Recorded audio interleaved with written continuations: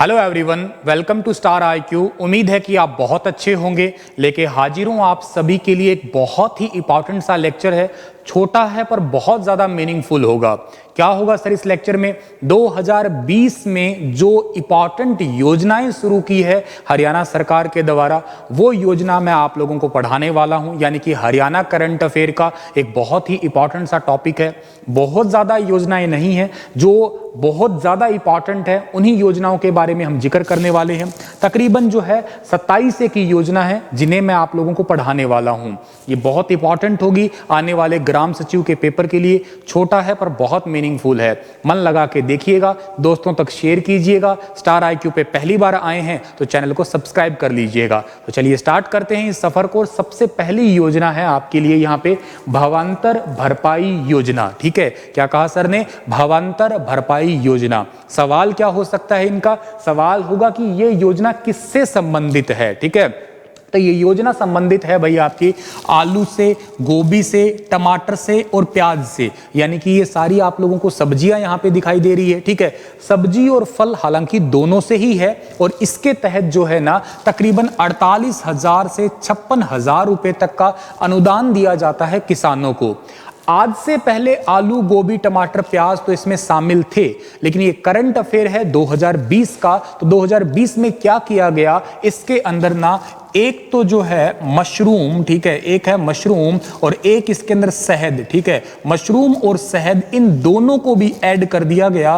तो आपके लिए अब क्वेश्चन बनेगा कि हाल ही में या 2020 में भावांतर भरपाई योजना में किन को ऐड किया गया? तो पहला है मशरूम, दूसरा है शहद। ये आपके लिए इंपॉर्टेंट होगा। यहाँ पे दूसरे पॉइंट पे चलता हूं मैं।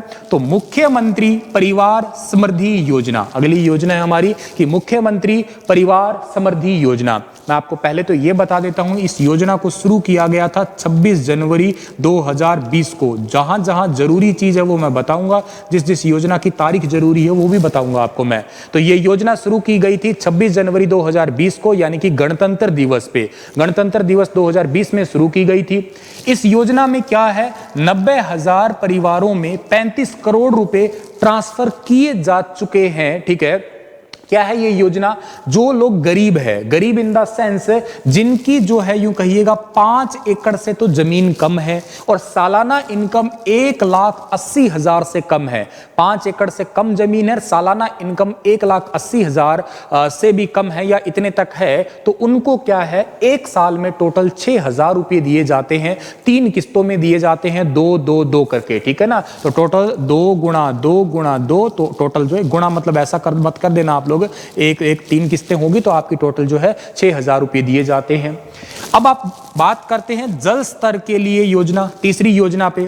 देखो, हरियाणा का भूजल स्तर बहुत नीचे जा रहा है। इस करके हरियाणा के मुख्यमंत्री जी ने थोड़ा संज्ञान लिया इस पे और क्या कहा कि जिस भी क्षेत्र का जल स्तर 35 मीटर या इससे भी नीचे जा चुका है, इससे भी नीचे जा चुका है, उनके लिए जल स्तर को ऊपर लाने के लिए मेरा पानी मेरी विरासत योजना। क्या कहा सर ने? यहां पे मैं लिख रहा हूं, क्या है कि मेरा पानी, ठीक है, मेरा पानी मेरी विरासत योजना, मेरी विरासत योजना, मेरा पानी मेरी विरासत योजना, इसको शुरू किया गया।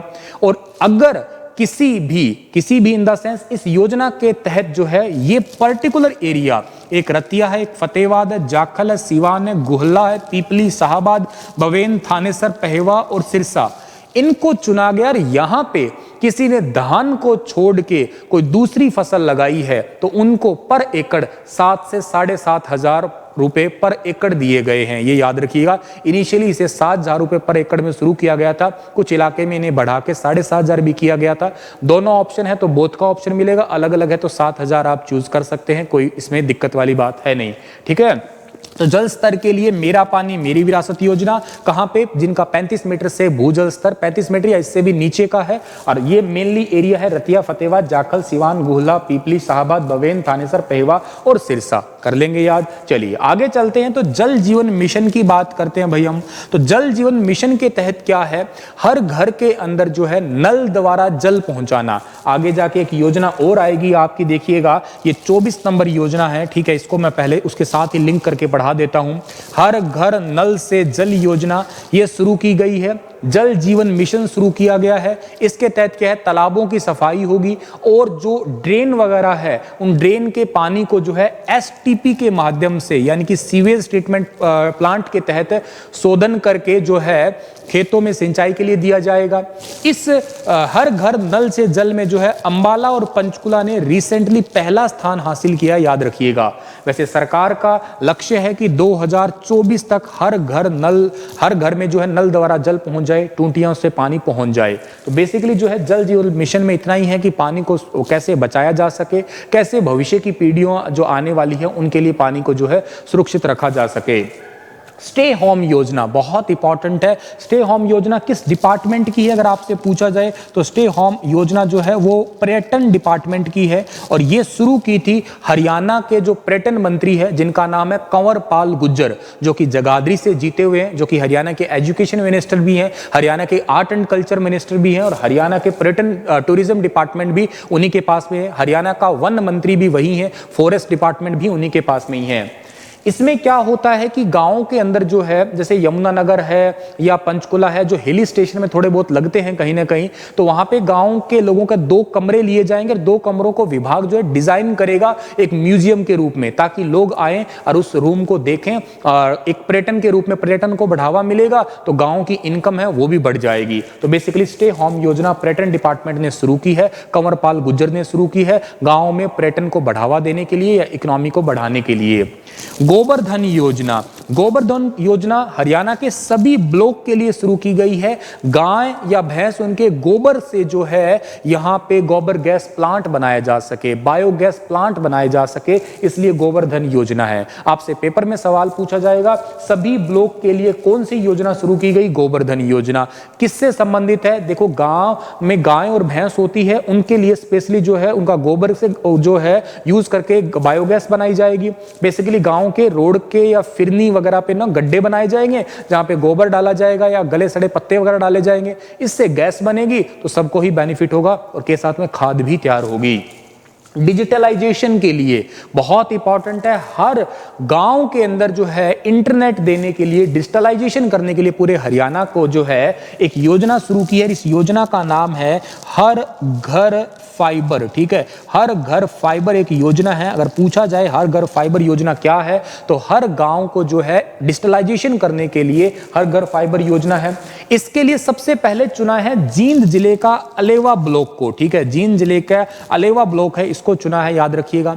सभी कॉमन सर्विस सेंटर जो हैं आपके कॉमन सेंटर जो हैं इनको जो है निर्देश दिए गए हैं कि यहां से ऑप्टिकल फाइबर के कैसे कैसे कनेक्शन लिए जा सकते हैं। हर गांव में ऑप्टिकल फाइबर आएगी और ग्राम पंचायत जो है वो बेसिकली एक टाइप से ऑनलाइन हो जाएगी। सारा काम मुख्यमंत्री जो है या मुख्यमंत्री के जितने भी मेंबर्स हैं वो ऑनलाइन तरीके से कनेक्ट हो सकते हैं, कर सकते हैं इसको काम।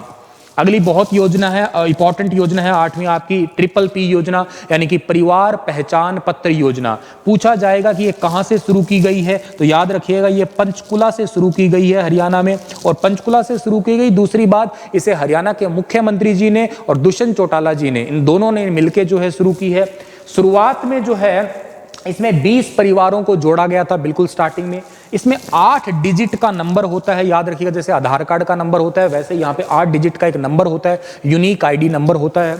और शुरुआत में इसमें वृद्धा पेंशन, दिव्यांग पेंशन और विधवा पेंशन, इन तीनों पेंशंस को भी अटैच कर दिया गया। आज के टाइम में परिवार पहचान पत्र होना बहुत ही नेसेसरी कर दिया। इसके बिना शादी का रजिस्ट्रेशन भी नहीं है, इसके बिना कोई भी सरकार की स्कीम का बेनिफिट नहीं लिया जा सकता है, ठीक है भाई। तो ये हुई 8 योजनाएं। 9वीं योजना है, यहाँ पे आपको हो सकता है थोड़ी कट रही हो, हर सर हेलमेट योजना बता रहा हूं। हर सर हेलमेट योजना जो है हरियाणा के करनाल में शुरू की गई थी और शुरुआत में इसमें 9 विधानसभाओं को चुना गया, ठीक है। हर सर हेलमेट योजना, इतना याद करिएगा, बस सिंपल है ये।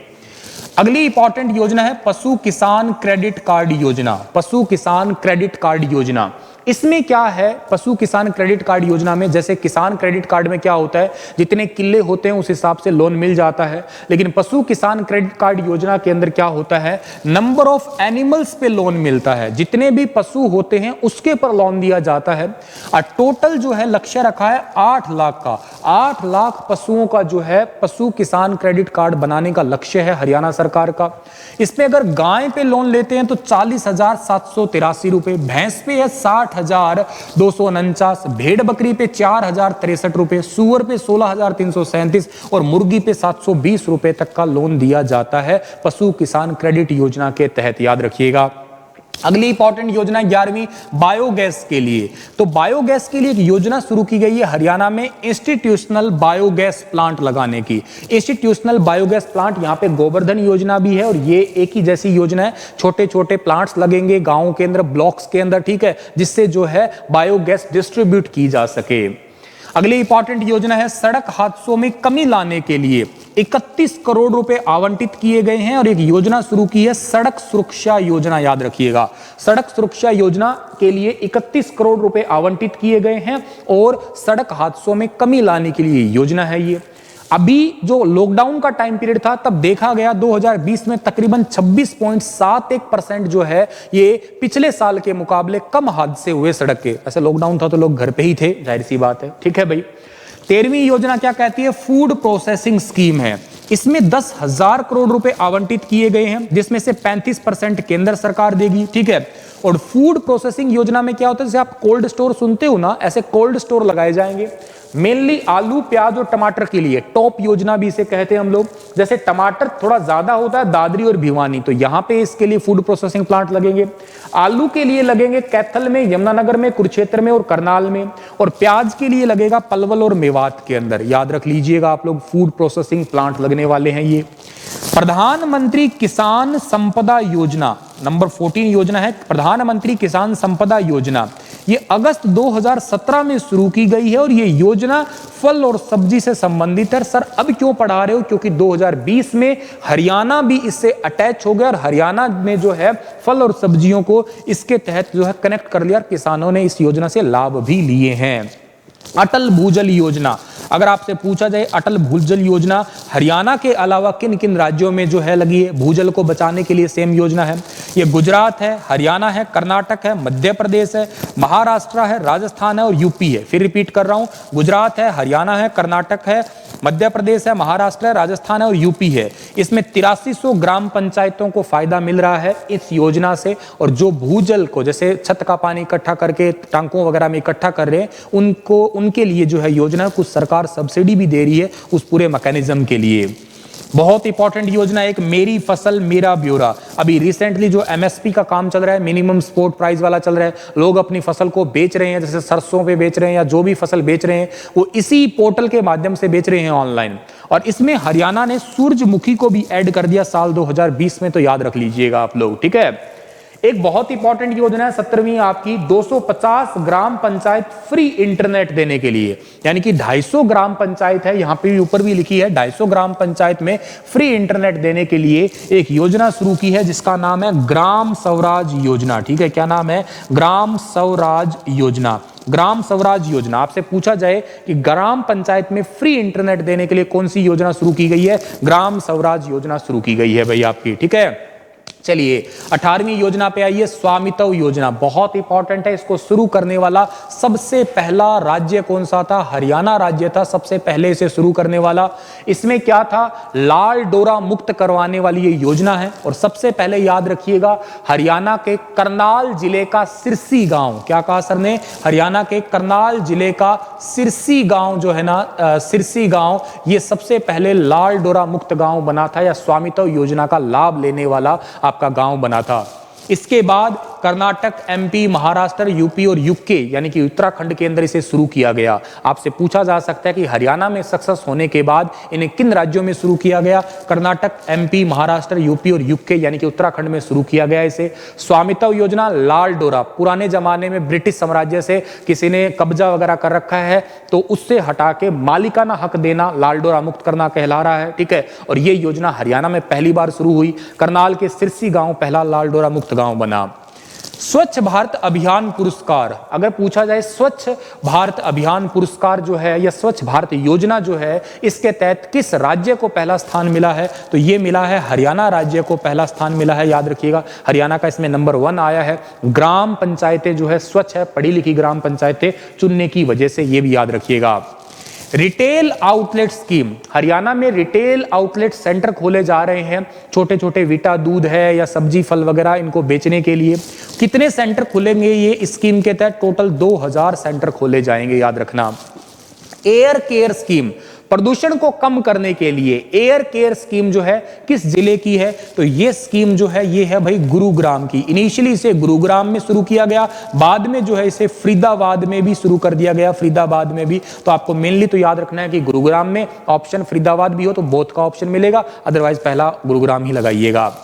गिद्ध के लिए, वल्चर्स के लिए पंचवर्षीय कार्य योजना, गिद्ध आपको पता है धीरे धीरे खत्म हो ही रहे हैं, तो इनकी पंचवर्षीय कार्य योजना में जो है किस राज्य को जोड़ा है? तो ये जोड़ा है पंचकुला को, और किस राज्य को? हरियाणा को। और हरियाणा में किस जिले को? पंचकुला को जोड़ा गया, याद करना आप लोग। पंचकुला में गिद्ध संरक्षण केंद्र भी है, आप हरियाणा जीके में पढ़ते ही आए होंगे बहुत बार। अगला है हर घर नल से जल, ये मैं आपको पढ़ा चुका हूं। इसमें नंबर 1 जो है अंबाला और पंचकुला को मिला इस बार स्थान। हर यहाँ पे गांव के अंदर जो है वो नल लग चुका है, और 2024 तक लक्ष्य है सरकार का कि हर एक गांव में जो है नल द्वारा जल पहुंचा दिया जाए। माइक्रो इरिगेशन स्कीम, ठीक है, माइक्रो इरिगेशन यानी कि सूक्ष्म सिंचाई स्कीम है। इसके तहत कितने जिले कनेक्ट हुए हैं? तो इसके तहत 3 जिले कनेक्ट हुए हैं। सूक्ष्म सिंचाई, ड्रिप सिंचाई, पौधों की जड़ में ही बूंद बूंद करके पानी देना। 3 जिले कौन कौन से हैं जी? एक तो है आपका बेटा भिवानी जिला है, एक आपका दादरी है, और एक महेंद्रगढ़ है, ठीक है। इस योजना के तहत 80% की सब्सिडी भी दी जा रही है, ये भी याद रखना। एक ऐसी योजना और है, हर खेत में पानी योजना, ठीक है, मैं आपके लिए यहां लिख रहा हूं, ठीक है, हर खेत में पानी, ठीक है, हर खेत में पानी योजना है। ये भी माइक्रो इरिगेशन से रिलेटेड ही योजना है। इसमें भी क्या होता है कि फसलों को बूंद बूंद करके पानी दिया जाता है, पाइप बिछा दी जाती है जड़ों में।